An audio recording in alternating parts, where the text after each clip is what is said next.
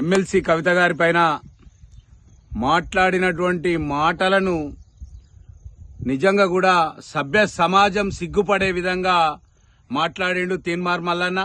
మన తీన్మార్ మల్లన్న మీద తీన్మార్ మల్లన్న ఏది పడితే అది మాట్లాడితే చెల్లుతుంది అనుకుంటే తప్పు. నిజంగా కూడా ఈ తెలంగాణ ప్రాంతం అంతా కూడా ఆడబిడ్డలను గౌరవించే ప్రాంతం. ఆడబిడ్డలను గౌరవిస్తూ మరి ఆడబిడ్డ కూడా మన కోసమే కొట్లాడుతుంది కదా, తెలంగాణ కోసం పోరాటం చేస్తానంటుంది కదా. తెలంగాణ పోరాటం చేసి తెలంగాణ కోసం మాట్లాడే అందరినీ కూడా కలుపుకోవాల్సినటువంటి బాధ్యత ఉన్నటువంటి వ్యక్తులు, నీకంటే ముందు పోరాటం చేస్తున్నటువంటి ఎంతో మంది బీసీ బిడ్డలందరూ కూడా అందరినీ కలుపుకొని పోతా ఉన్నారు. తీన్మార్ మల్లన్న ఏదో ఈయనొక్కడే ఉద్యమం చేసినట్టు, బీసీల కోసం ఈయనేదో వడగొట్టినట్టు మధ్యలో దీన్ని హైజాక్ చేసే ప్రయత్నం చేస్తా ఉన్నాడు. కానీ నిజంగా కూడా ఇది తప్పు. తీన్మార్ మల్లన్న మాట్లాడినటువంటి మాటలు ఈ తెలంగాణ ప్రజలెవరు కూడా దీన్ని సహించరు. తెలంగాణ ప్రాంతంలో ఆడబిడ్డలను గౌరవించే సంస్కృతి ఎక్కువగా ఉన్నటువంటి ప్రాంతము. ఇక్కడ ఆడబిడ్డలను అలాంటి పదజాలం వాడొద్దు.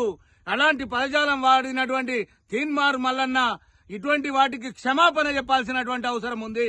నిజంగా కూడా ఏది పడితే అది మాట్లాడితే ఎట్లయితుంది? నిజంగా కూడా తెలంగాణ ప్రజలకు, తెలంగాణలో ఉన్నటువంటి బీసీ బిడ్డలందరూ కూడా బాగుపడాలి.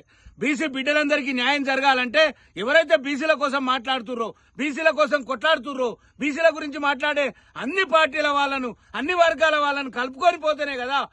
ఇప్పుడు ఏదైతే 42% అంటున్నారో ఆ 42% సాధించాలన్నా, ఏదైతే మరి ప్రభుత్వంలో పెట్టి దాని మీద చర్చ తీసుకురావాలన్నా, ఏది జరగాలన్నా మనకు అందరి సహకారం అవసరం ఉంటది.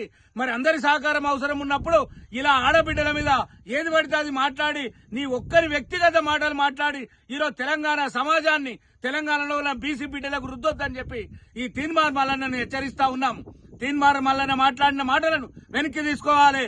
తప్పకుండా ఆడబిడ్డకు క్షమాపణ చెప్పాలి, ముక్కు నేలకు రాయాలని చెప్పి తెలియజేస్తా ఉన్నాను. ఇలాంటి మాటలు మరొకసారి మాట్లాడితే ఈ తెలంగాణ ప్రాంతంలో ఉన్న తెలంగాణ ఆడబిడ్డలు కావచ్చు, తెలంగాణలో ఉండే ఏ అన్నదమ్ములు కూడా ఊరుకోరని చెప్పి హెచ్చరిస్తా ఉన్నాం.